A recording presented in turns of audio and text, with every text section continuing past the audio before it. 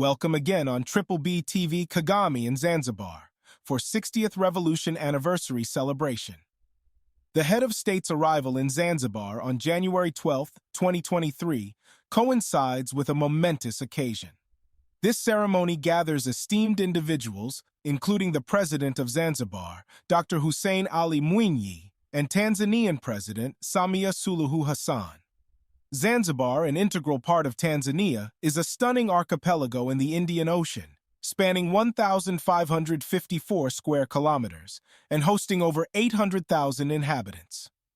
On January 12, 1964, the historic Zanzibar Revolution unfolded, resulting in the overthrow of the Arab government by the island's black population. This led to the formation of the United Republic of Tanzania through the merger of Zanzibar and Tanganyika. The relationship between Rwanda and Tanzania encompasses various sectors, emphasizing trade, technology, communication, education, and pharmaceutical regulation. Together, Rwanda and Tanzania forge a strong and fruitful partnership. Thank you for watching. Remember to subscribe, like, share, comment, and click the bell for the next video notification.